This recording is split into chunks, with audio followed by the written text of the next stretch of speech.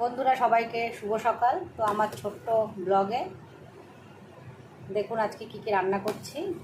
সজনের ডাঁটা দিয়ে গাছের আম পেড়ে মুসুরির ডাল দিয়ে করে নিচ্ছে একটা টক।